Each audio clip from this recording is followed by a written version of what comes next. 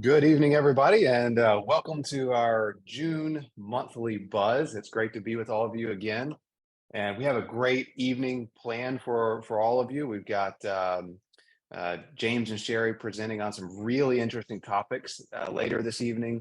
We've got a kind of an extended in the bee yard portion tonight because we have so much to cover out in the bees. It's super exciting to get out in your bees and see the honey coming in throughout most of the country. So we've got a pretty packed night, and I am pumped to get started with you guys.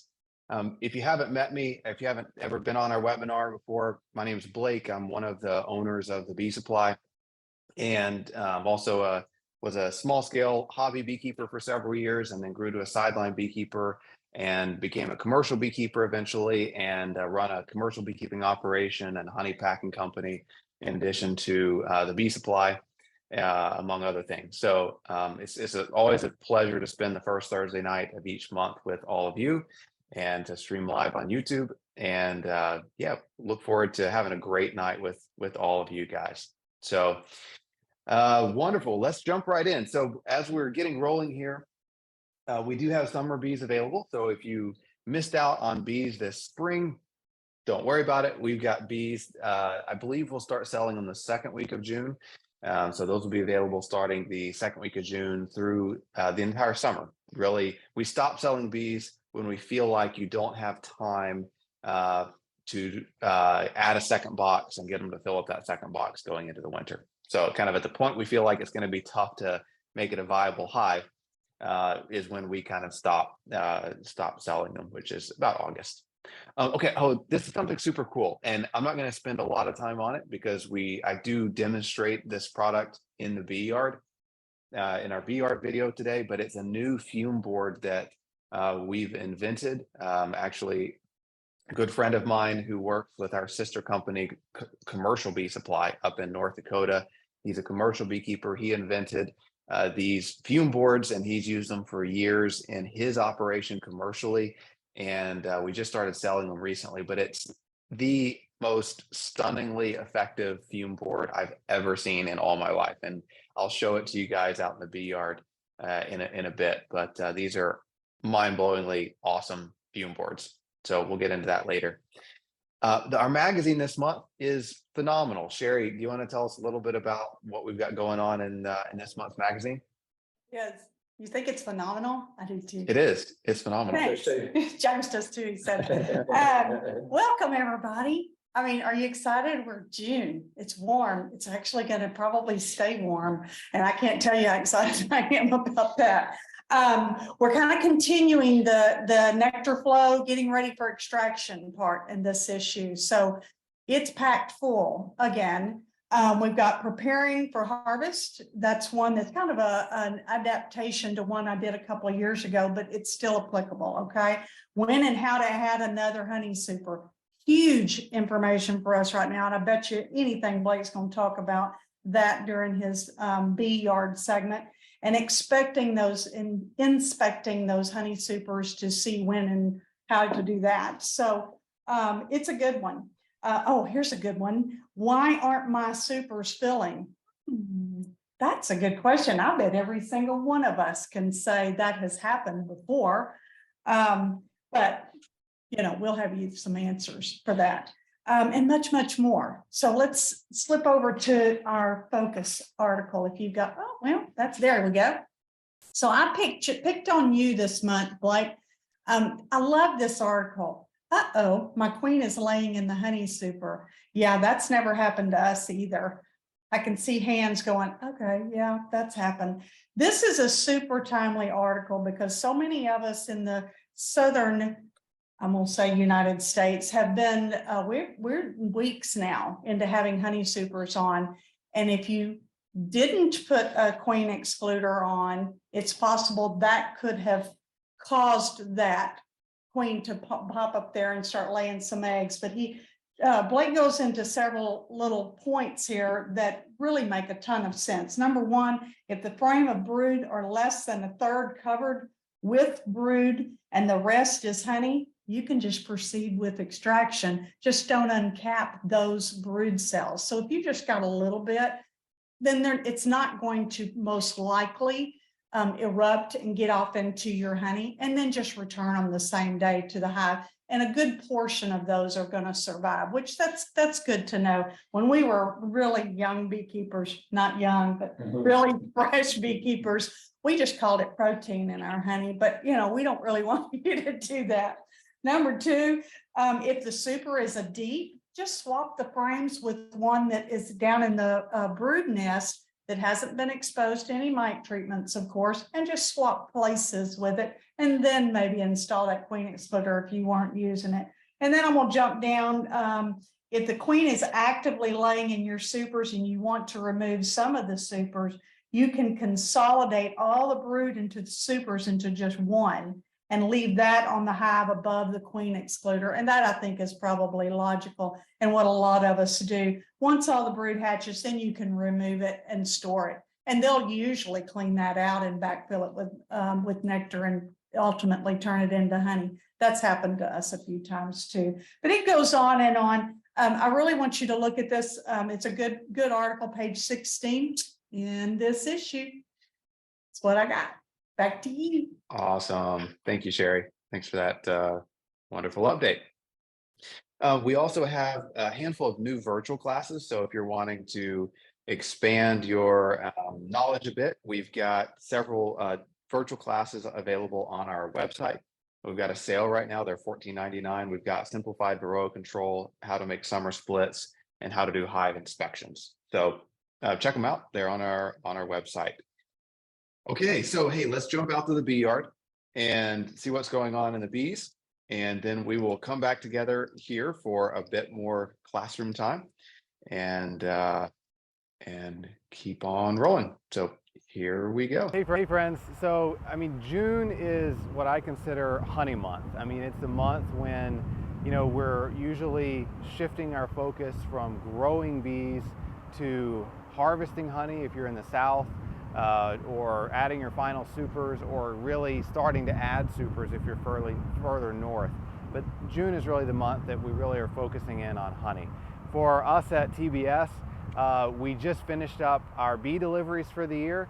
Our team has done an incredible job this year of selling thousands and thousands and thousands of nooks and packages and singles through the month of April and May.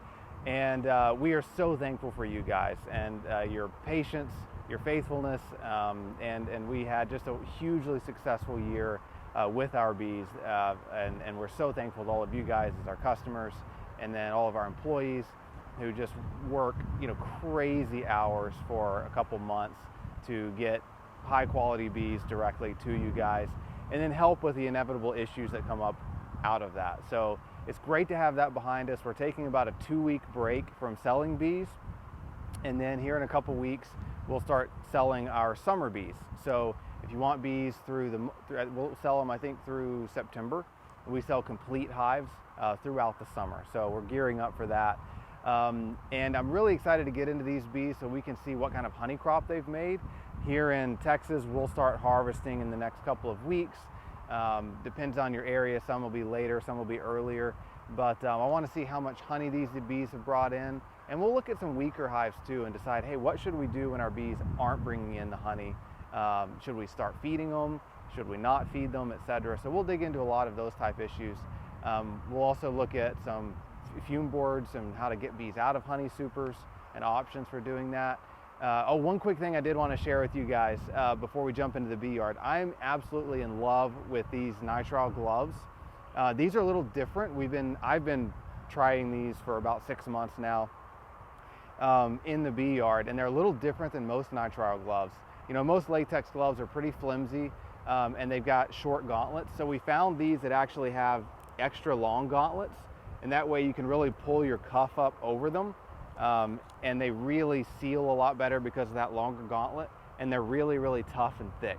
So that combination makes them just absolutely perfect for the bee yard. So we do have these on our website and in all of our stores, but we've been using these all bee season long and absolutely love them. So check them out. They're great if you're doing something quick and easy in the bee yard. People ask all the time, do you ever get stung through those gloves? Yes, you do. So don't wear nitrile gloves of any type if you really, really, really don't want to get stung. You know, if I'm out splitting bees all day long or pulling honey or doing something intensive, I'm going to be wearing leather gloves. When I'm doing something just for a couple minutes in the bee yard, I really love nitriles. You can get pricked through them. It doesn't hurt as bad as a full-on sting, but you can get a little prick. The reason I wear these, the reason you guys see me wearing these all the time is because I can work with the camera equipment with a nitrile glove much better than a leather glove. So that's why I'm always doing it. And yes, I do get stung occasionally, but I've taken one for the team so I don't get my camera gear all dirty. But you know, again, I use them all the time if I'm just quick in and out in the bee yard. But let's jump into the bees and see what they're doing for us today. Okay, so drum roll. Let's see what this hive has done. Now we've got 2 deep brood boxes on the bottom.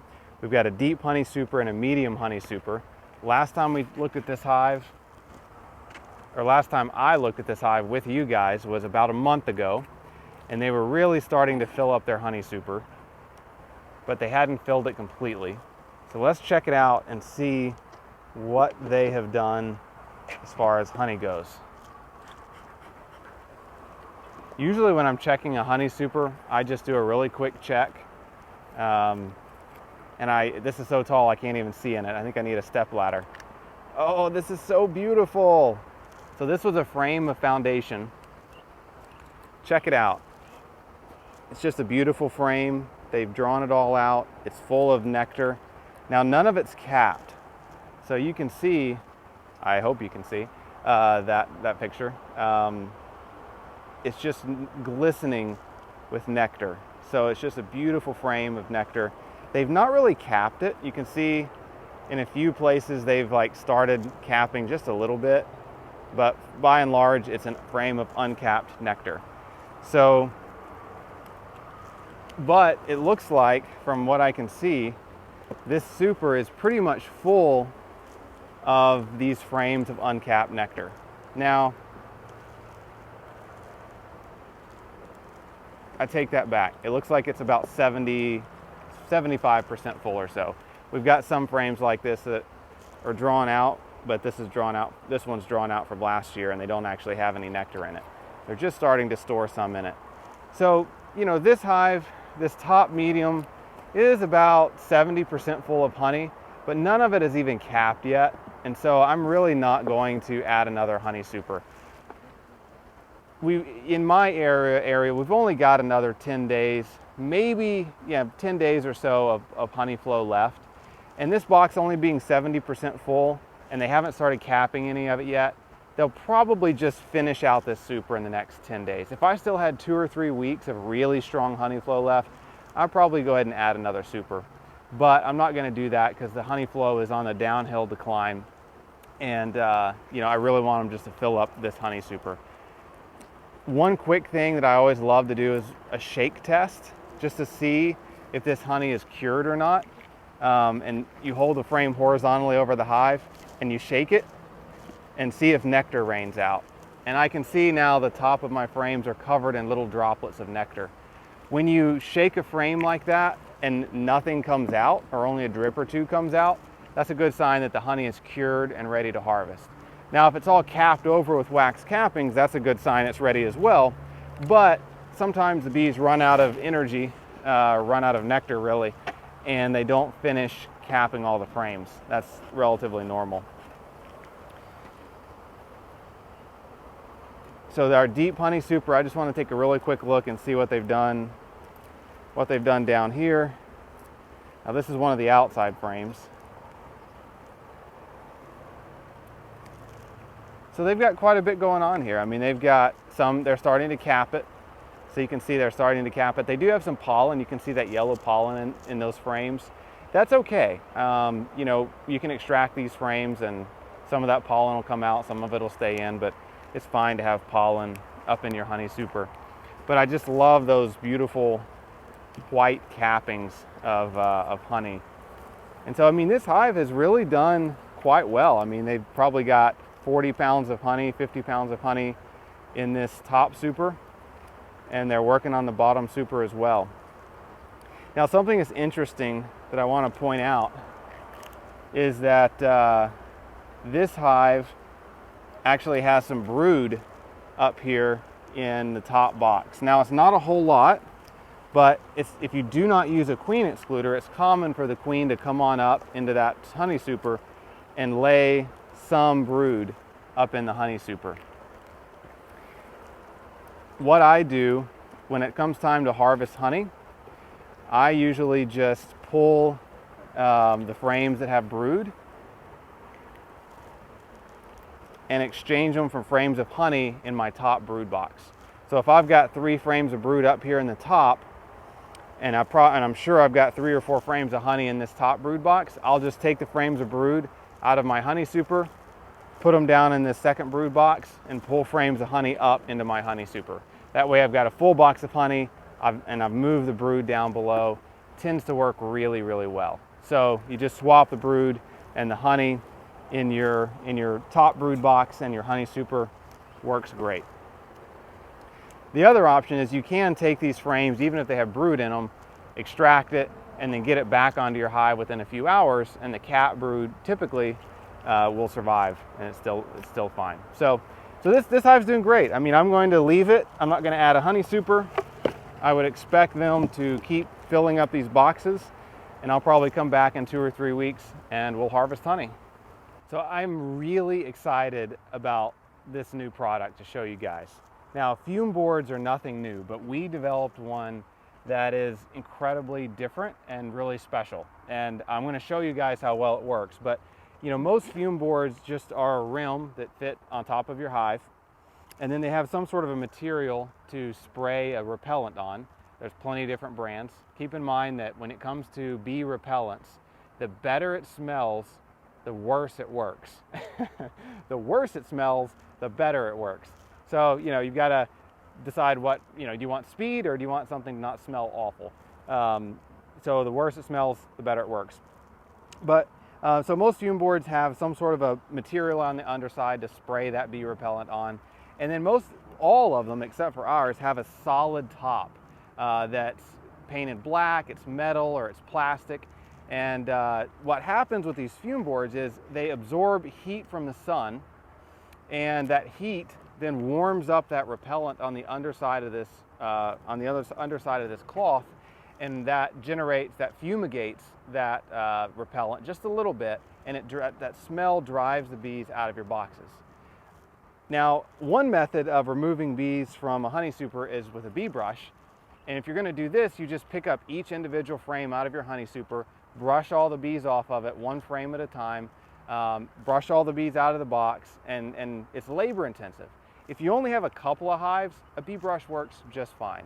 If you've got 3 or 4 or 5 or 6 hives or a whole bunch of boxes, a fume board is way, way faster and does a much more thorough job than you're going to do with a bee brush. The risk with a bee brush, if you've got a lot of hives, is all the time you're spending brushing all those bees off the frames, you may have robber bees smelling that honey, and they're going to quickly come and try to start robbing honey. And you do not want to start a robbing scenario in your bee yard. So bee brushes work if you only have 1 or 2 hives and you can do it pretty quickly. If you've got more than that, a fume board is definitely the way to go. So what's really, like I said, what's really special about our fume board is because it has this clear plexiglass lid instead of a solid colored lid, like a piece of metal, it allows the sunlight to directly hit that cloth on the underside, which means it heats it up way, way, way faster and drives the bees out of the boxes much, much faster. So to show you guys, I've got some bee repellent here, and let me get it started here. And this is a bee repellent that doesn't smell bad at all. If I can get it to, turning the nozzle on helps. So this is one of the best smelling repellents. So I'm not using the strongest one, just to show you guys. And then I'm going to put 5 or 6 sprays on the underside of this cloth. I'm going to take the lid off of my hive that's completely full of bees. I'm going to give them a few puffs of smoke just to get them started running down. And then I'm going to put this fume board on top. Now when I put fume boards on top, I like to leave them slightly off-centered, just like that. And what that does is it lets the bees escape from up top if they want to. Now most of the bees are going to run down to the bottom of the box, to the bottom box, but some will get a little disoriented. It helps to leave some cracks up here to let them escape from if they want to. Now, most fume boards, you have to leave on the hive for, 4 or 5 minutes. We're gonna leave this on for roughly a minute, and I'm gonna show you guys how fast it works. The one thing to watch out for as you're working with fume boards is you don't wanna leave it on for too long. If you leave it on for, 10 minutes and it's a really hot day, you don't wanna run all the bees right out of your hive. So what I usually do is I keep an eye on the entrance of the hive and make sure that bees aren't just boiling out of the entrance. You just want them out of the honey supers, not out of your brood boxes. So I leave it slightly off-centered. I leave it on with our fume boards. Usually if it's a bright sunny day, it only takes 1 to 2 minutes.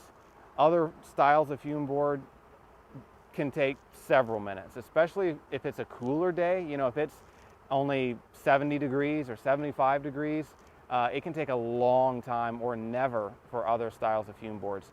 That's why I love these. This is why I love it as a commercial beekeeper even, is I can go out to my hives at 75 degrees or 70 degrees, and these fume boards will start working when no other fume board does. And like I said, they tend to work much, much faster. So I don't have a timer on me, but I think that's about a minute, maybe a minute and a half. So I'm gonna go ahead and pull this off, and let's take a look and see what it did. So I don't think there's a single bee in this box. So it has removed every single bee out of this box in that minute or minute and a half. And our second box, that's also full of honey, it's removed about 95% of the bees out of our second box. So it only would have needed, usually you put it on until that top box is empty, and then we would put it onto the second box, wait another minute, and it'll drive those out. So it works incredibly fast, and I didn't stage this hive or do anything to prep it to have its honey pulled, but it works extremely, extremely fast. So fume boards are the way to go if you've got more than one hive. One hive, you can brush one at a time. Otherwise, fume board's the way to go. So this hive is a really good example of what to expect your first year in beekeeping. So this was a brand new nook, only 3 or 4 weeks ago. So it's a new nook that was recently installed into a hive. And this is pretty normal as far as what it should look like. Now, a lot of people really want to make honey in their very first year. That's not very common. I'm going to show you how you can in just a second. But this hive had the top brood box added only recently, and they really haven't done much up here. We happen to have a box full of comb that we were able to give this hive, but they really haven't done much. They've got still some foundation, they've got empty frames up here. They're really not moving up into this top box, and all these frames are really dry. There's no honey at all stored up here. So let's look down below and see if we can get a feel for what's going on. Now the bottom box is pretty full of bees. When I look down between the frames, this bottom box is about 80 to 90% full of bees, which is exactly where we want it when we add a second box. Also, when I'm looking down here, I'm seeing lots of brood. So we've got beautiful frames of brood. So that's a frame of mostly capped brood. Some is hatched out in the middle. This is a frame of eggs and larvae. But one interesting thing that I'm not seeing is just a whole lot of extra honey. So we've got, this cleared out space. There's eggs and larvae all in here. We've got a little bit of honey up here in these corners, but it's really not much. We've got a little bit of nectar glistening up here, a little bit of capped honey down here, but this frame is basically weightless. It really has very little honey. We've got some capped brood here, uncapped brood here, a little bit of honey up here in these corners. And when I'm digging further into this hive, one telling thing is to look at the outside edge frame. So what do the frames bordering your brood nest look like? They've got a little bit of honey, but not much. You can see that those center frames, there's no brood, there's no honey. They've got a little bit of capped honey down below. They've got some capped honey here as well, or some uncapped and capped honey here, but not a lot. I mean, this frame probably weighs like half a pound. When I lift up on the box, this bottom box feels almost weightless. I mean, it might have 5-10 pounds of honey in it total. So really the reason this hive isn't jumping up into that next brood box and growing as fast as I want it to is because it's really short on food. You know, I want to see maybe two frames on this side and 2 frames on this side, pretty much completely full of honey or syrup. And then I would expect to see them starting to move honey and syrup up into that top box. So if you've got a newly installed hive that's 3 or 4 weeks old, and you lift up on it and it feels just very lightweight, the frames all feel lightweight, you know, you don't have frames full of honey, even though we're in the middle of a honey flow, I'm gonna resume feeding on this hive because they really are not growing very quickly because they don't have enough honey and they're conserving their energy. They're not raising as much brood because they don't have enough honey. So just because we're in the middle of a honey flow doesn't always mean, especially for new hives, that they have the resources they need to grow. My goal is to have the middle 4 to 5 frames in my brood box brood, and all the other frames, the other 4 or so frames, or 3, depending on how many frames you have, should be full of honey. And if I've got another box on, I want to see them drawing out comb, moving up honey into that second brood box. And that's a good indication that they have enough food. Now, you want to be careful that you don't give them too much food. If you've got, you know, 3 or 4 or 5 frames of solid honey in the bottom box, and they're putting fresh nectar or syrup intermixed with all of your brood. You know, if you've got a frame of brood and all in the middle where your brood is, they've also got nectar stored there too. That could mean your hive is becoming honey bound. They've got too much stores. What I would do in that case is I would add another box and back off a little bit on the feeding. But that's a bit unusual to see this time of year. Usually we see that earlier in the spring or in the summer especially. But this hive, there's nothing wrong with it. They've got 4 great frames of brood. Bee population looks good. They're moving up into their second box. They just need a couple gallons of syrup. So I would give this hive a gallon of syrup this week. I would give them a gallon of syrup next week. And then maybe that 3rd week, start cutting it off to maybe a half a gallon. And so 2.5 to 3 gallons of syrup should get this hive back up to where they need to be. One common request I get is from a lot of people is, how do you mark a queen? So I'm just going to really quick and simply show you guys how to mark a queen. Now this queen already has a mark on her, but it happens to be the hive I opened and I don't want to go open another one.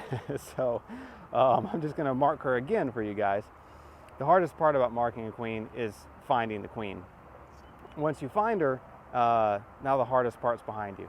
Before you start looking for her, go ahead and get your marking pen, any brand is fine, and open it up and put a few dots on a piece of wood, make sure it's working.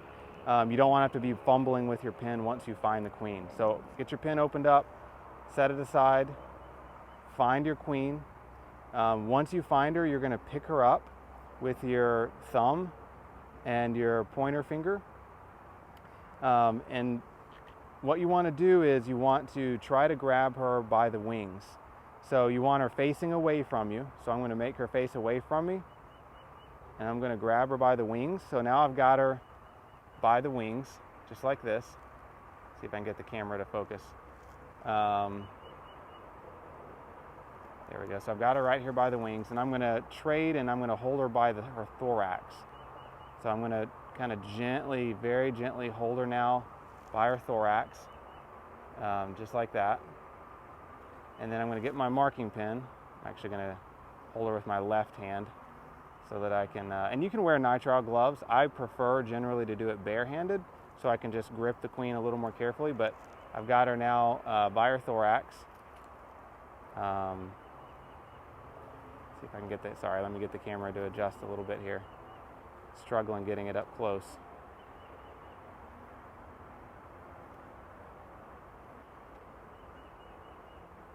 There There we go. So you can move her around a little bit. The key is you want to hold her by the thorax, not by her abdomen. Her thorax is tough, her abdomen is not. And then you're just going to apply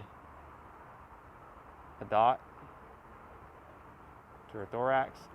And then I'm going to hold on to her for a few more minutes, or a few more seconds, until that dot dries a little bit.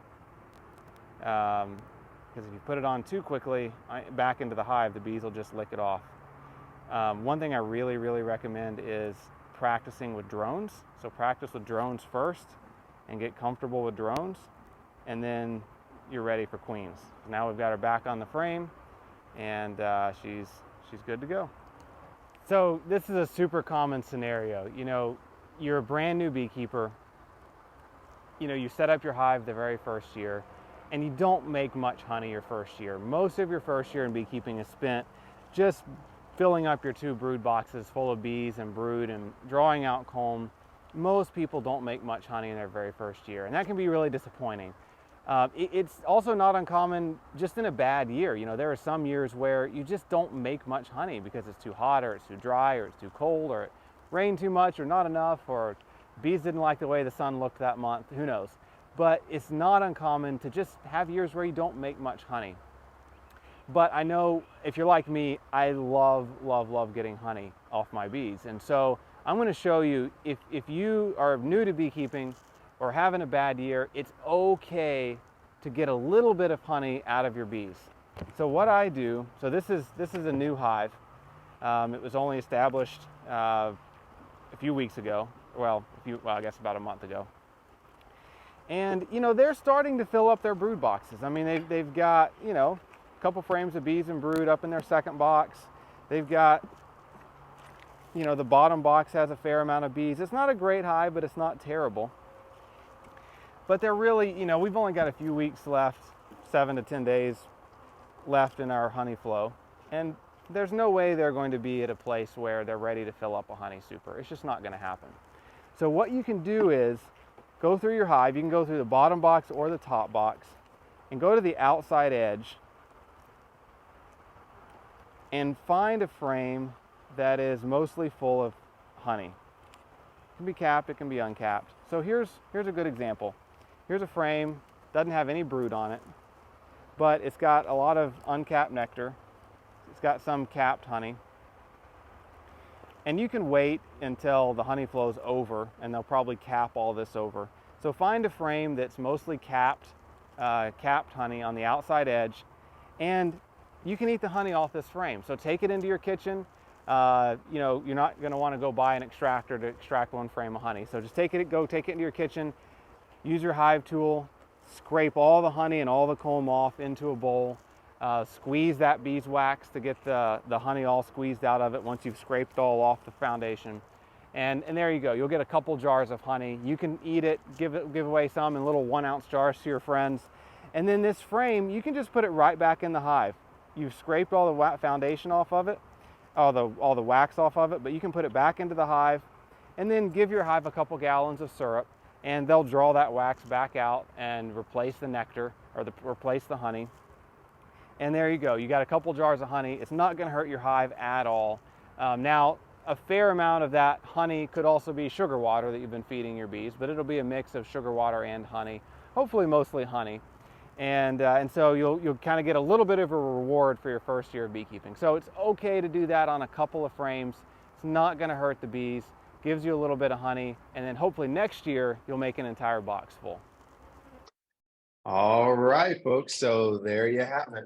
Sorry that I cut my head off in those 2 of those videos, but hey, it's probably better if you could focus in on the bees. You don't have to see my face anyway.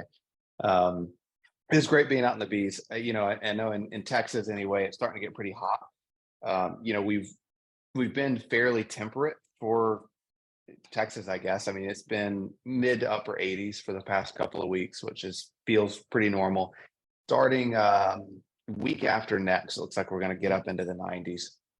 And so, but the weather's been, you know, fairly conducive for honey crops and not bad for bees. And then we'll really start getting up into the 90s. And when we really start getting into the 90s and beekeeping, no matter where you are, that's kind of when I start noticing a difference. That's when the flowers really start shutting down. The bees start shrinking a little bit, contracting, reducing their numbers. It gets harder for bees to grow. And I really noticed that once we get consistently into the 90s. There's kind of a couple different temperature touch points I notice with bees. A huge one is when daytime temperatures are consistently in the 60s. So in the spring, when we consistently start getting in the 60s, that's when bees just really go on hyperdrive and starting to grow. In the fall, when daytime temperatures are consistently in the 60s or below, that's when we really see the bees just rapidly shutting down. And another kind of touch point for temperatures would be I think, in the 90s. Once you really are consistently in the 90s, again, bees start wanting to shut down. So kind of between 60 and 90 is kind of that sweet spot for bees where they'll typically keep growing, they'll thrive, and then you get outside of those two temperatures and you're going to see a shrinking of beehives. So flowers and flows. I mean, everywhere flowers are blooming everywhere, right? I mean, in most of the southern half of the country, for sure, we're either in the middle of a honey flow, or the honey flow is wrapping up, or it's really getting started really, really well. If you're in the northern half of the United States, it's really just now starting or hasn't started yet. This is the map. This is the most updated bloom index map. And Chari has this in the magazine all the time, but love this map. And this is really interesting because, as you can see on the scale on the bottom, the darker the red, the earlier the bloom is compared to previous years. And the darker the blue, the later the bloom is. And white is just the same as average. And so you can see, in the South and Southeast, except for Florida, we've generally been pretty early to really early this year as far as blooms and the progression of blooms. And then you can, I won't read the map for you, but you can see that a lot of areas, west, central, are either kind of on schedule or a little bit behind schedule for spring blooms. So again, this doesn't necessarily define the honey flow or when your major nectar producing plants are blooming, but it gives you a feel for, are you kind of on track for your area, or are you ahead or a little bit behind? So like where I live, in Northeast Texas, right here above Dallas, we're pretty early. We really saw flowers start blooming very, very early this year, 20 plus days early in a lot of areas.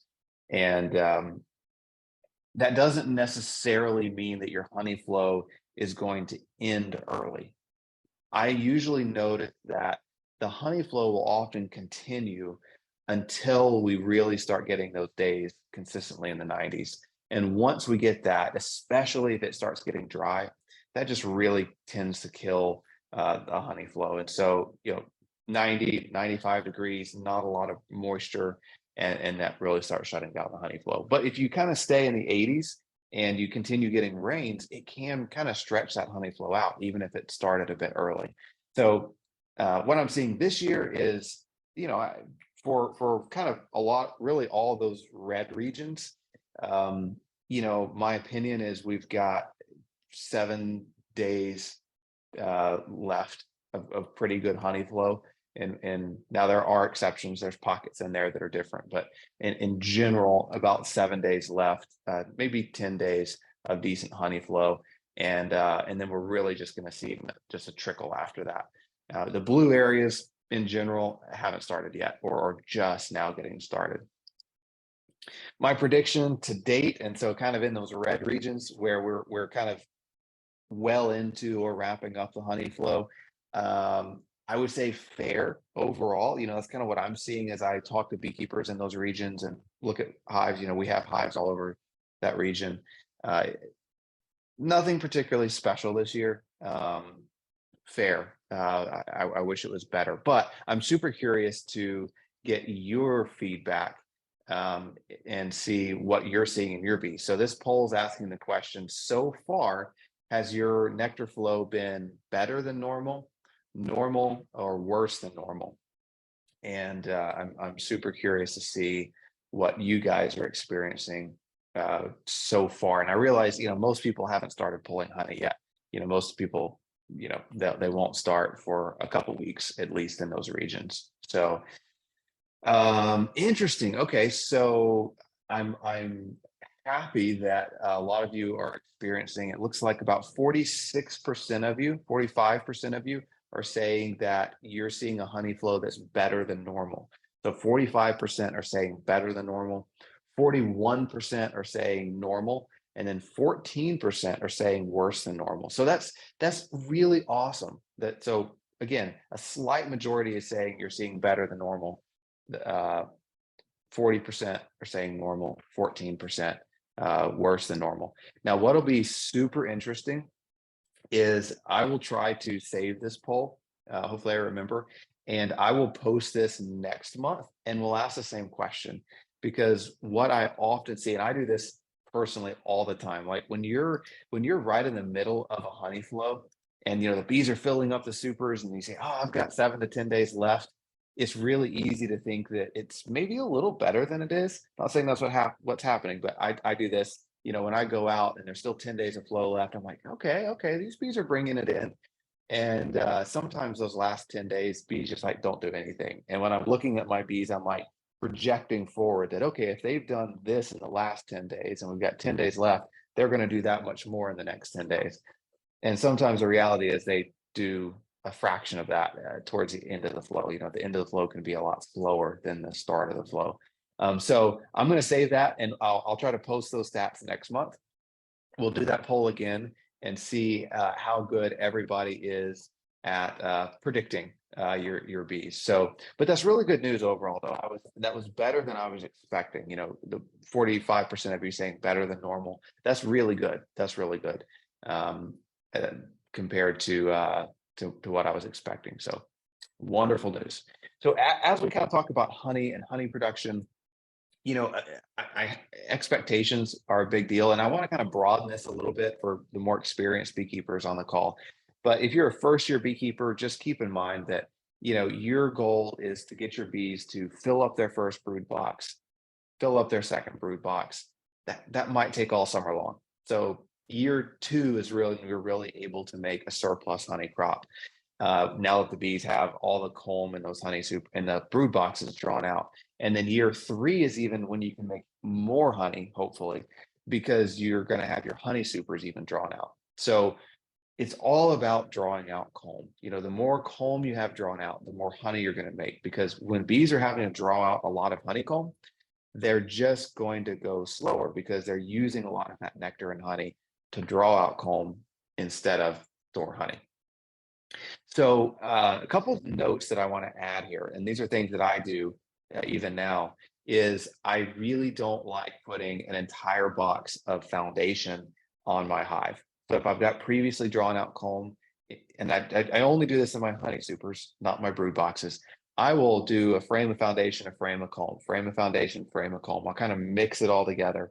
That way my bees don't have to draw out an entire box of foundation in one year. I mix it together. The other thing that I really like doing is over the summer, I like to make my bees draw out foundation that I'm going to use next year. So once you've harvested your honey for the year, what I really, really love to do is put a box of foundation onto my bees, starting, late June, early July. And I just trickle feed them all summer long. So I give them, a quarter a gallon of syrup, maybe a half a gallon each week, throw a pollen patty on there, and good, strong hives will draw out, an entire deep box or entire medium box over the course of the summer. And what that does is now you've drawn out all this honeycomb using cheap syrup instead of expensive honey. And now you've got your comb ready for next year. And that's really going to allow you to draw out a lot, harvest a lot more honey next year. A couple key things if you're going to do that: make sure that you've got a great coating of wax on your frames. James and Chari are going to talk about that in a minute, how to make sure you've got extra wax on your frames. And then the other thing is, this works way better if you just have one deep brood box, and that box of foundation is right on top of that that single deep brood box. If you've got 2 deep brood boxes and you're putting a third deep or medium of foundation on top of that and trying to feed them, it can work, but you've got to pay close attention to two things.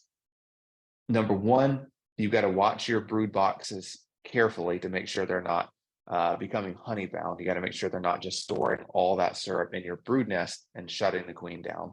We'll talk about that more in just a second and show some pictures of what that looks like. The other thing to keep in mind is it's got to be a super duper strong hive. You know, if you got 2 deep brood boxes and they are just packed with bees, 100% full of bees, you can put a deep or medium of foundation on top as a third box, trickle feed, and they'll draw it out. But if they're just kind of sort of have bees in them, they're not packed, jam packed full of bees, there's a good chance they're not going to have the energy and the bee population to draw out that third box over the summer.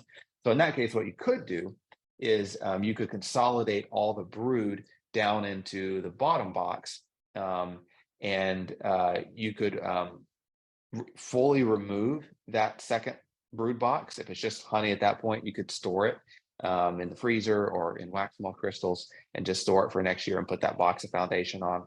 Or you can get all the brood in the bottom box, put your box of foundation right above the bottom box, and then put your current box of honey on top. So you're kind of bottom supering. If that foundation is right above your single brood box full of brood, the bees will draw it out. They're gonna draw it out much faster if it's right above their brood nest full of brood. So I guess a good, probably a clearer way to put that is they're going to draw out foundation faster if that box of foundation is directly above their brood nest. So keep in mind, I'm talking about drawing out foundation after the honey flows over throughout the summer. I'm not talking about supering. I'm talking, during a honey flow. I'm talking about, drawing out this comb after the honey flows over. So hopefully that's clear as mud.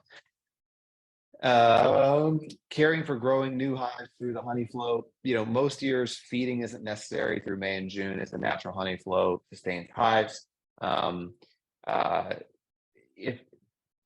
But in some cases, kind of like we saw out in the bee yard, if you have a hive that just really doesn't have a lot of stores, and that hive we saw out in the bee yard that was a good hive, 4 frames of brood, they just didn't have any food. I usually see that when a hive doesn't have the population to go forage a lot. And so bees really have to reach a certain critical point in population for them to really be able to bring in a lot of resources. Until they hit that point, most of the bees' energy is going to, caring for brood, cleaning the hive, other tasks. And it really takes, a good, 40,000 bees or so to really get to the point where they can bring in a lot of outside resources. So with a new hive, you may still need to feed them some throughout the honey flow. And again, that video we did out in the bee yard kind of illustrates the need for that. Just as a reminder, you're ready to add your second brood box when the first one's 80% full of bees and 80% draw comb. I'm going to skip that. We've talked about that plenty. So here's one thing to watch out for, which is backfilling or becoming honey bound. This is what to watch out for. You don't want to feed so much that the bees start shutting down the queen, because filling the brood nest with syrup or nectar instead of leaving room for brood. Now this isn't super common. I don't worry about this too much. It's just something to be aware of. But this picture is a really good example of what I mean. This is a frame that came out of the middle of the brood nest. And you can see you've got some capped brood, these brown cells here, that's capped brood. And as the brood was hatching out, that the bees have gone back and filled all the spaces with nectar or syrup. So now the queen has nowhere to lay. So the bees will do this if the hive's queenless. So the first thing I check when I see this going on, my first instinct is that hive might be queenless, because if there is a queen in there, they try really hard to keep open space for her. But if I'm seeing frames like this in the middle of my brood nest, the first thing I look for is there a queen? If I see brood elsewhere on frames and I'm seeing eggs and larvae, then it's an indicator to me I'm overfeeding, or the bees are bringing in a lot of nectar and I need to add another box because there's nowhere for them to store it. They just are storing it at the only space they've got.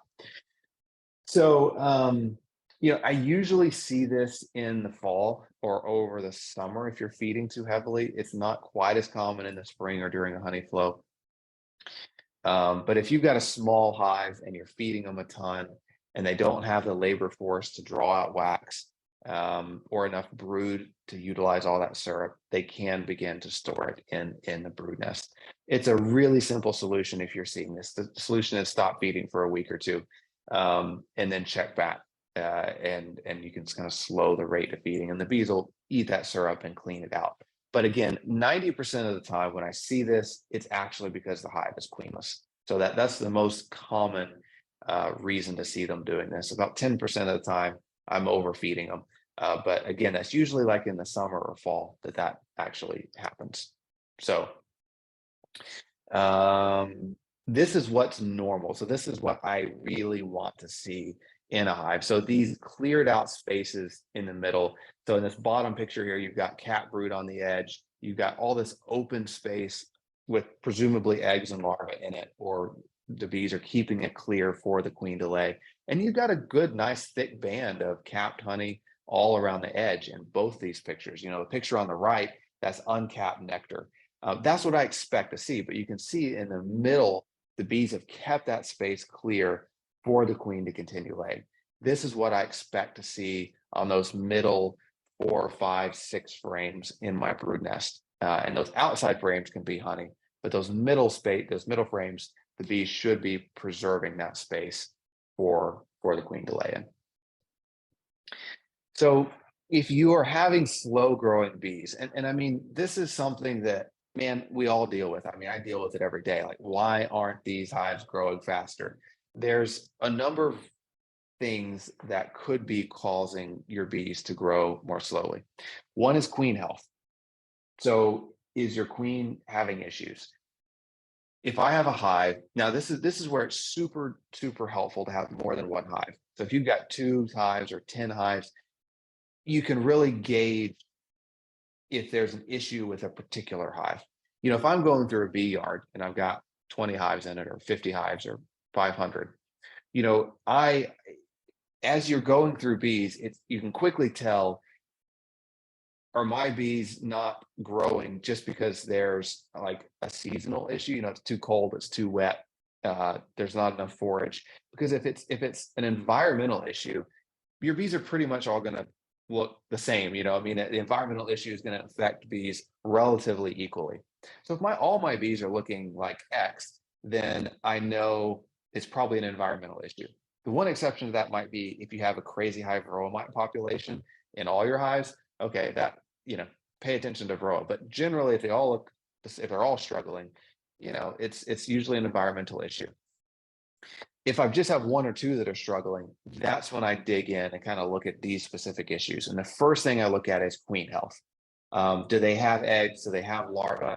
What does the brood pattern look like? Do they have a good solid brood pattern, or does the brood look, weird? Is it a spotty pattern? Compare it to your other hives. So that's the first thing to look at. If the queen health is poor, if it's spotty brood pattern, not much brood looks terrible, it doesn't look nearly as good as the brood in your other hives. I'm not just talking about quantity, I'm talking about quality. Probably just need to requeen your hive. Amount of food available. If you've got a hive like the one we saw in the bee yard that was a new hive and had almost no stores, I'm absolutely going to feed it. That has a major impact on how quickly bees can grow. They're not going to grow fast if they don't have food. My goal is to have, 20 pounds of honey at least in excess this time of year. So I want, 3 frames, 3 to 4 deep frames full of honey in combined in my hive this time of year. Adding brood. If you've got a slow growing hive and the queen looks okay, the feed's okay, they're just slow, give them a frame of brood. We've got some great videos on our YouTube channel about how to do this, but just give them a frame of cat brood from a stronger hive. That's often just the boost they need to get over the hump. Check for being, make sure they're not honey bound or backfilling. We talked about that. And then of course, what's the weather doing? That always plays a role. Compare it to other hives. And then sometimes it just takes patience. If all those factors are okay, It could just be, you just got to give them some time. And of course, I don't have on this list, but Varroa, if you've got crazy high Varroa mite levels, 3-4 mites per 100 bees, of course, that'll impact the rate of growth for your bees.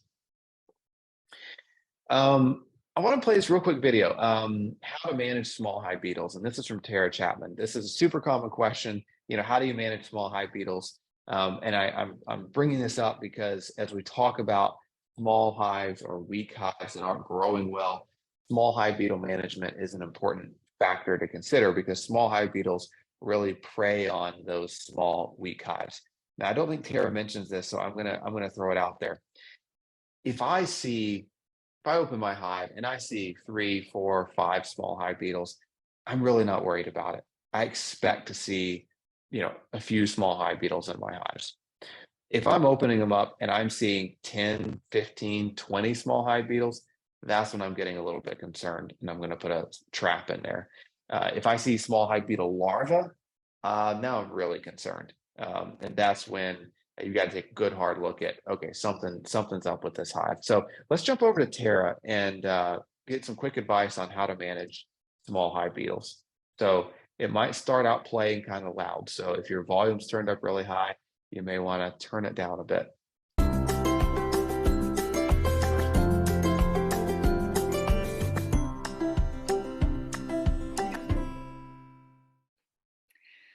So managing small hive beetles can be a little tricky, but I do think it's really important for beekeepers to understand that at the end of the day, a good, strong hive should be able to take care of that problem on their own. So my biggest strength, or my biggest recommendation when you're worried about small hive beetles, is focusing on keeping your hives strong and not giving them any additional extra space that they can't guard. That's going to do the best thing for them. Beyond that, I recommend putting your hives in at least 3 to 4 hours sun.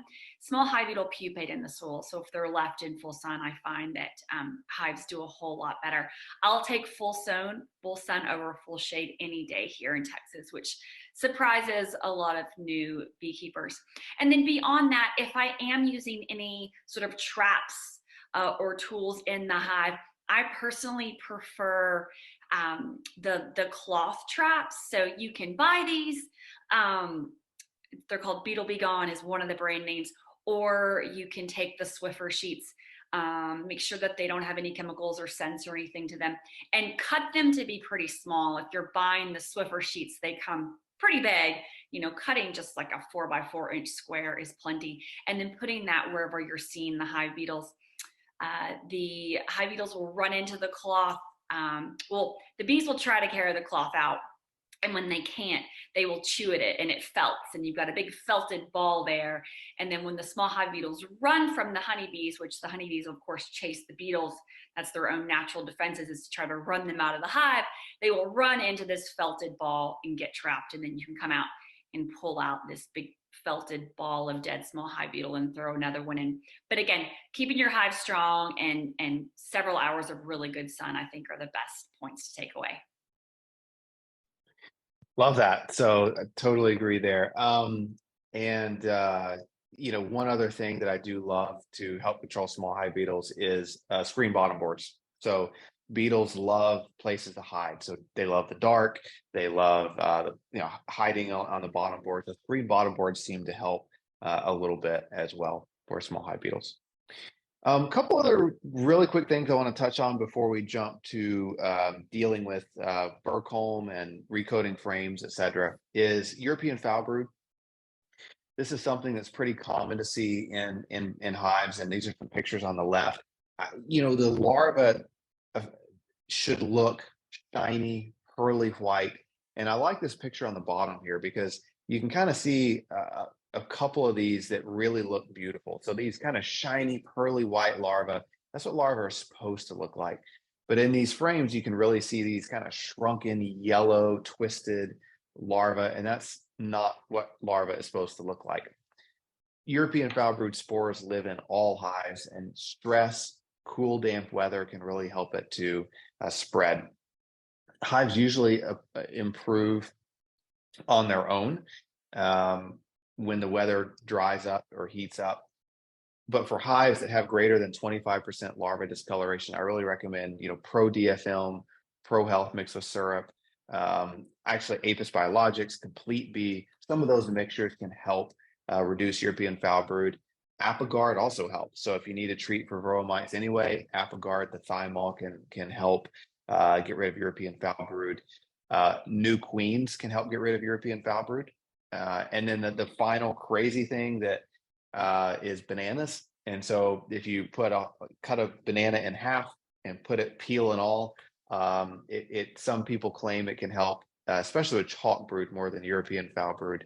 But I think sometimes these mixtures that you put in the hive can just help stimulate the bees to clean, and it kind of stimulates their hygienic behavior, and they're cleaning these mixtures out. If you spray Complete Bee or Apis Biologics in a hive, then it can really just kind of get them to start cleaning up, and they'll clean out all those European foul brood infected larvae and kind of start fresh. So June varroa. So if you are making a honey crop, you don't want to be treating your bees while your honey supers are on, obviously. But start developing your plan for how you're going to handle varroa mite. I was just looking at some bees recently that they had a couple of supers of honey on them, but the varroa mites were really increasing quickly, and they can double in population every 20 to 30 days as your new brood hatches out. So you need a plan to deal with varroa mites as soon as you harvest your honey. Varroa mite levels tend to peak in June, July, and August. And so what I always recommend, and we'll talk about this way more in July, because most people are harvesting their honey about then, or have recently harvested it. But it's so important to go ahead and formulate a plan, because right when you harvest honey is exactly when you want to do something about varroa mites. They're easily the most common cause of death. I would really encourage you, I think I mentioned it earlier, but we have our advanced virtual varroa mite management class on sale. It's $14, I believe. Go check it out. It's like a 2.5-hour course on dealing with varroa mites. It kind of goes over natural methods, chemical methods, mechanical methods. So whatever plan you want to enact for varroa control, go ahead and start working on it. And so that as soon as you harvest that honey, you're ready to jump in and handle that. So, okay, so James and Chari are going to talk about, I love this phrase, they're going to talk about wonky comb. So how to fix and prevent incorrectly drawn comb. This is so common. I deal with this all the time in beehives, and I'm really excited to see what solutions they have for us. I'm going to jump over and start handling the questions. So if you have any additional questions, feel free to put them in the Q&A box, and I will take over that portion and turn it over to James and Chari. Okay, good. It worked. All right. Thanks, Blake. Hi, everyone. Wonky comb. Isn't that funny? All right, I'm making sure I'm doing everything right. Okay. That's what this program's about, making sure the bees are doing this thing right. When we talk about wonky comb, what's wonky to us may not be wonky to our bees.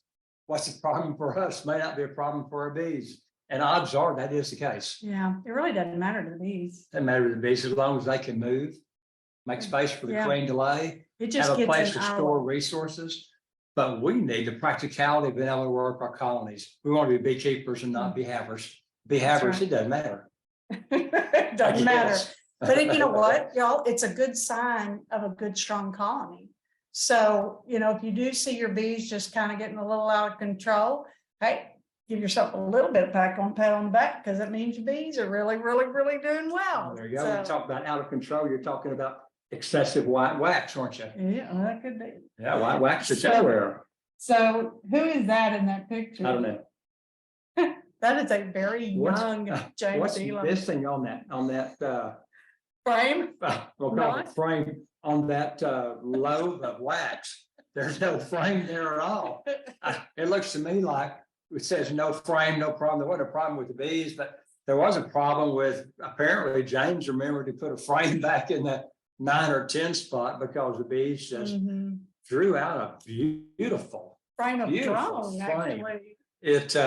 It was attached to the either the inner cover or the outer cover, Of the lid. one of the two. Yeah. And look how clean and straight that Mhm. is. I know a lot of people would love to have something like that drawn out, but typically on an outside frame like that, you'll get drone brood, which is what that is. Okay, so the cause of that, he already said, was he forgot to put a frame in that space. So there was a space. That's nice. There was a space, too much space. I'm gonna do cause and solution on most of these slides, okay?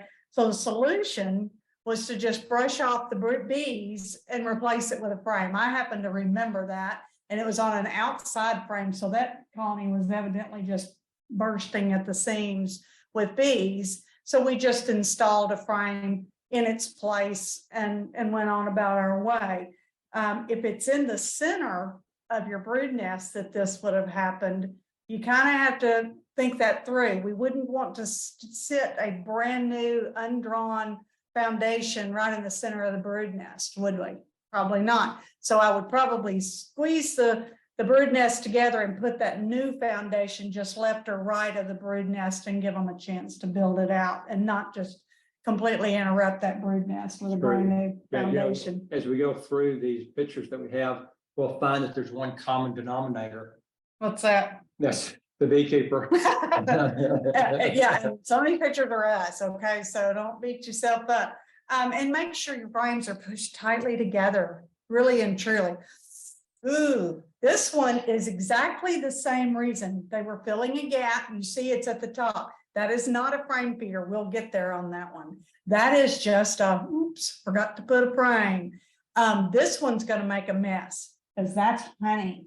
That is, if you count the frames within that 10 frame box, you'll see there's only 8.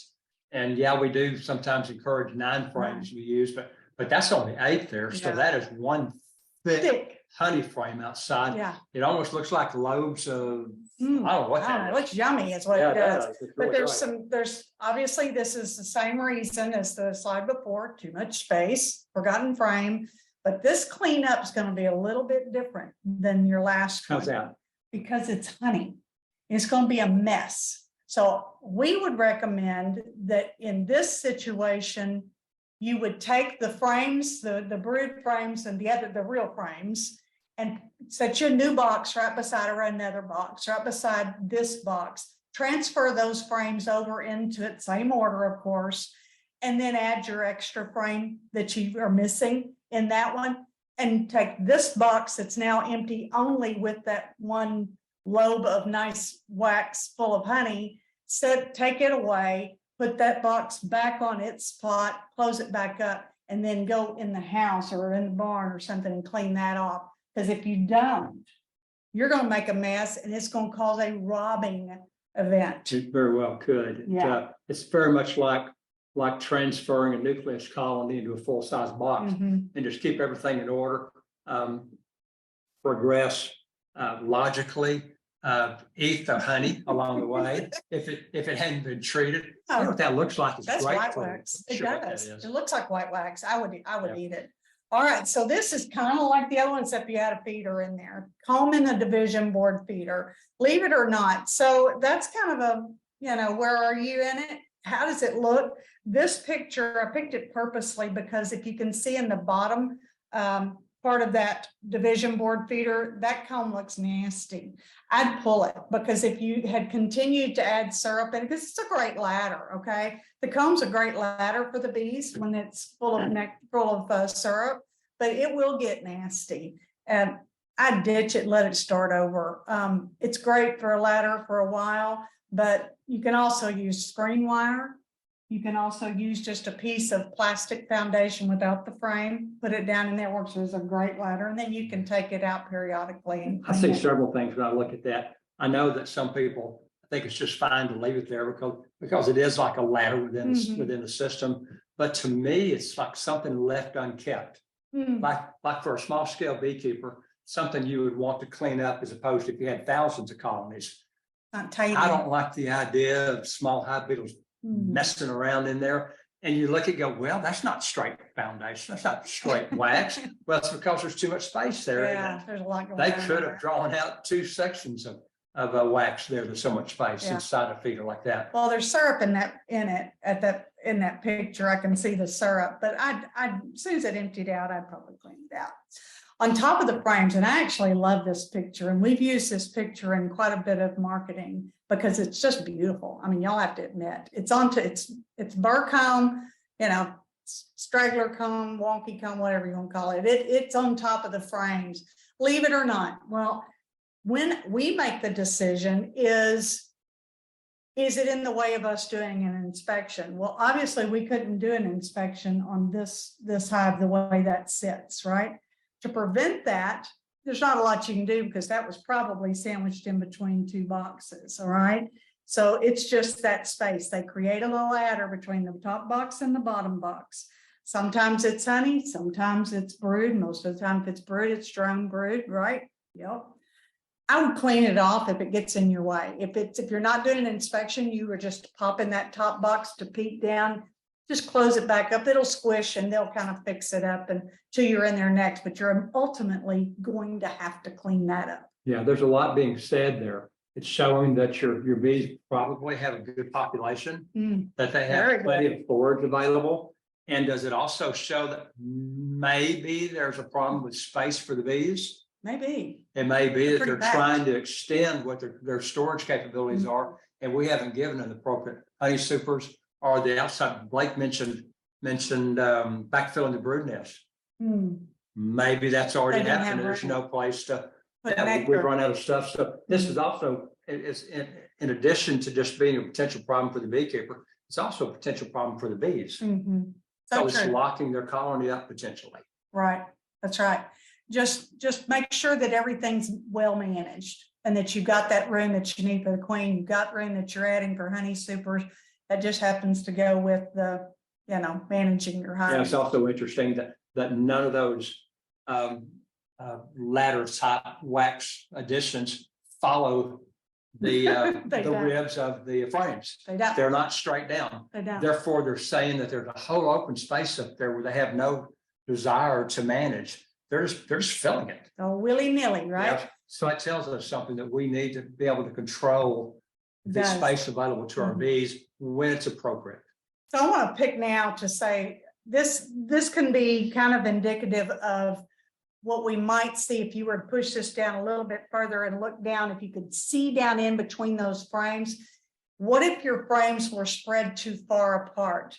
I didn't make an actual slide on that, but it's similar to the same solution, same cause, same solution. If your frames are spread too far apart, they'll overbuild that wax where it's doing this from down under and up. Typically, that's just the honey belt that wraps around brood frames, and you can just go in, scrape this top off, pry the frames apart, and just shave 1/4 inch off of the honey belt around your brood nest, and then push the frames again tightly back together. That's a key there. Those frames come with little ears. I'm sure there's a technical name, but I've always called them ears. And those are to touch. They truly are to touch each other, whether you run 9 frame or 10 frame, like James said a minute ago. You're going to want to be pushed together and in the center of your box. That particular box, when the outer cover or inner cover was being removed or trying to remove it, that was really heavy because that wax and that honey was adhering to whatever that outer It was. cover was. Somebody And went, you go like, just a watermelon instead of a beehive. so true. Okay, so you have to look at this picture pretty closely. That's a telescopic cover. James and I had deep conversation about it. We don't know the background of this, but first thing it tells me is they missed an inner cover under the outer cover, because that we'll call it burr comb started coming down stalactite. Is that right? Stalagmite, regardless, is awfully thick. So if there had been inner cover, that would have been under the inner cover, between the inner cover and the box, not on the top underneath side of a telescopic cover. So that was a too much space, no doubt. You need to remove this. It's just in the way, in the way. Whether it's exactly true or not, I won't speculate, but we teach in beginning beekeeping that gaps smaller than 1/4 of an inch Yes. are propylized, Mhm. like caulking, Right, and gaps greater than 3/8 of an inch are filled with burr comb. right. Well, that gap was obviously greater than 3/8 of an inch. Mhm. Bees will not accept this OCD Mhm. discrepancy, Gotta and fill it. they will correct that, and that's Gotta what's fill it. happened here. I gotta fill the space. Fill the Gotta space, Fill the fill the space. space, fill the space. So remove that, because all it's gonna do is cause you problems. They're gonna continue to do that. You know, kind of like that original, that first and second slide, when you know that when you pop the lid and it has a lot more resistance than it's supposed to, you know that something is growing itself down onto the frames. And I can tell you from experience, if you're able to, which with a telescopic cover, not easily, if you've got a migratory lid, you can easily, or that's a new word for me, easier to slide your hive tool up in there and kind of cut it off. But if you can, try to just pull it off without pulling the frames up. So it's really stuck. When you pulled that one whole lobe up, it was literally stuck to the underneath side Yeah, of well, that lid. really interesting, just like going into a was. cutout somewhere. It was. Well, this is not so much how to keep wax straight. It shows problems with wax. It does. Ooh. Here's how to keep wax Oh, straight. What are we looking at there? That's like little, Gotta keep it straight. That's what you think. I don't know. We've got a wooden frame. We've got yellow foundation. We have this sort of scabbing Yeah, of wax going across that overall frame, telling us there's potentially multiple things going wrong. so what's the problem here? Y'all just chime in. Chime in anywhere. I would say, You're right, you're right. I would say maybe there's not enough nectar for them to complete Mhm. Mhm. actually drawing that foundation. That's a thought. It is. But does that explain why the gap goes down? I would say that You that look, would are you be, looking at the left picture? I am the left picture. I would say that would account for it if they only did the top section Mhm. and not the bottom. But if they're doing it in sections like that, there must be something else going on. Well, I think there's a lot going on there. I think, first of all, their population probably wasn't wonderful. And they were just kind of coming in and going, okay, you build some wax for me, you know, and they got a little bit going, and then there wasn't enough bees to really keep producing wax. And there wasn't, like you said, it wasn't enough flow to really go in. Or when I look at that wax foundation, it's dirty. I can see it at the top of it. Y'all all look up in the center up here in the, can you see me pointing? It's really truly up in the center. Yeah, James brought an example. We shouldn't have an example, but we have one. Have you ever gotten in an order of a new foundation and thought, well, I'm just gonna put it in this 8-frame or 10-frame box out in the bee yard, and I'll be ready to use it in 2 or 3 days. And then you go on vacation or whatever may happen, Right. and you come back to use it and What happened? dirt daubers, Oh dear, it is still dirty. dirt daubers had built a nest on it. And dust from the lawnmowers when the yard guys came. This is filthy.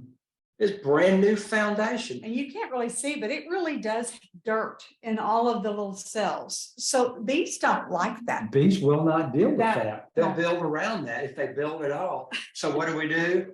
We Sorry. gotta have clean foundation. Just shakes it off. I keep telling her, shake it off. Check it out. So whether that's what's wrong there or not, we can't say, but Yeah. I would say that's one good opportunity for discussion that maybe it's Dirty. dust and It's they dirty. tried, but not good enough. Right.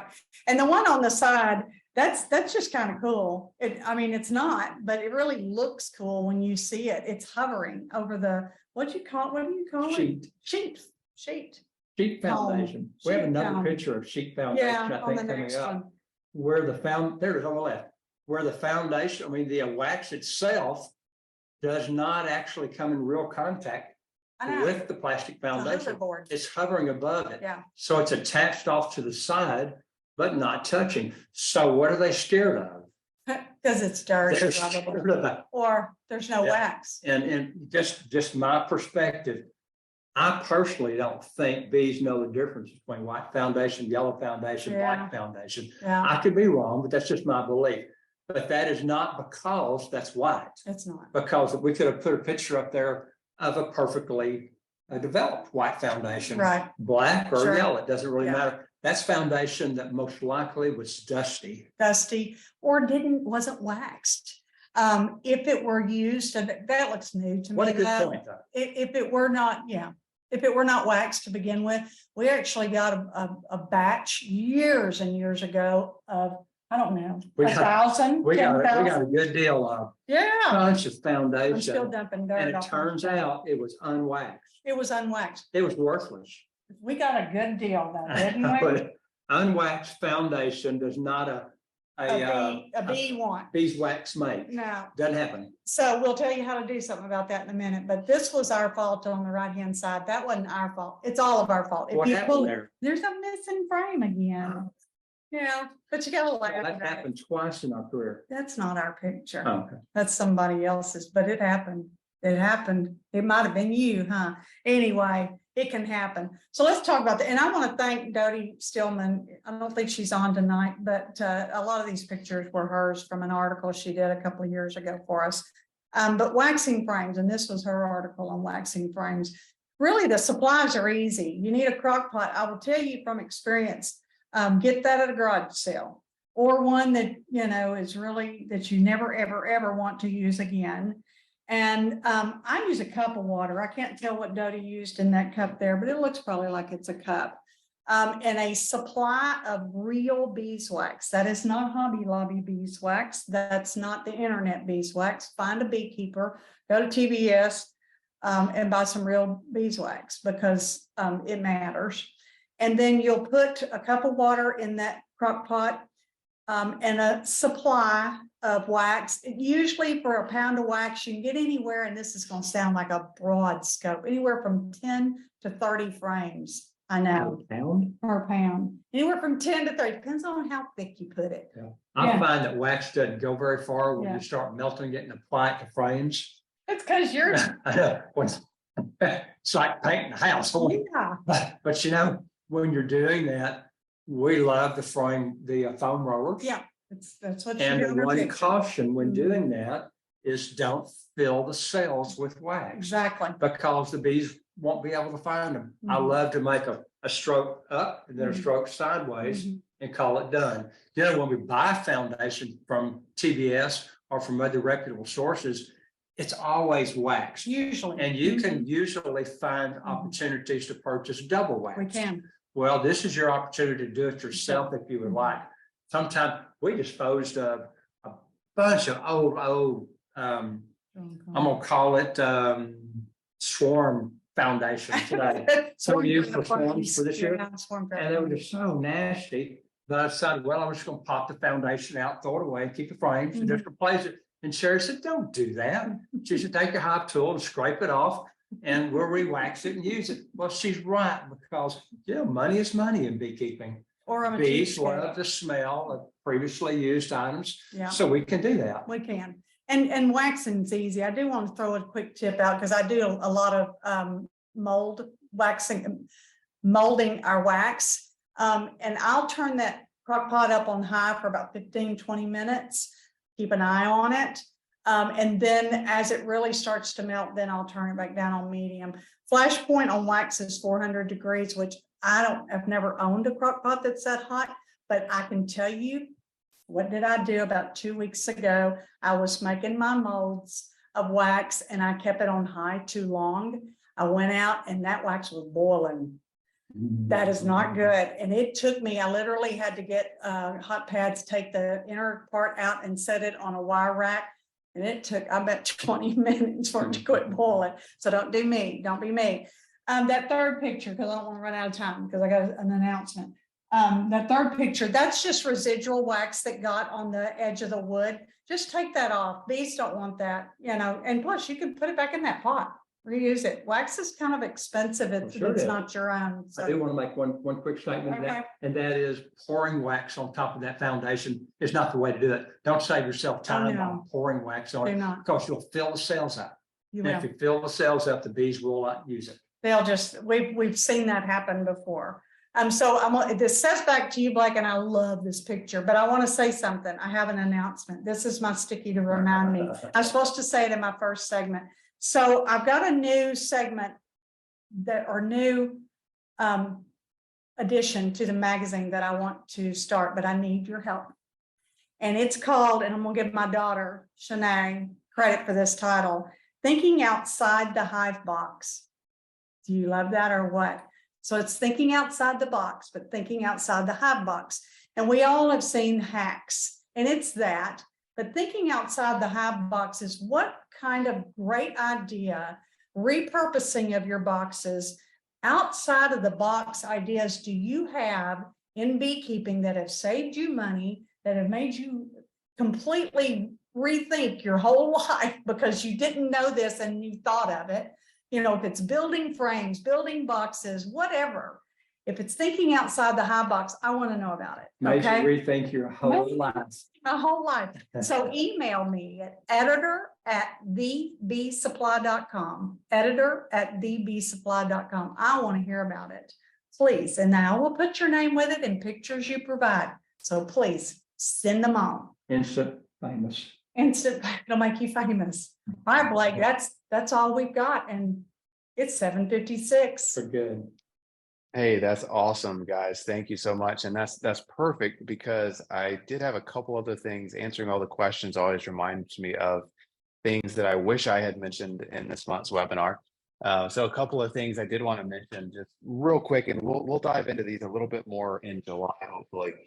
But if you want to make summer splits, and this has been true, I've tried summer splits all over the country, far north, far south, east, west. I've always struggled making a successful split after the 4th of July. So if you want to make summer splits, try to get them done before the 4th of July. After the 4th of July, they can work, but I've always ended up with about a 50% success rate.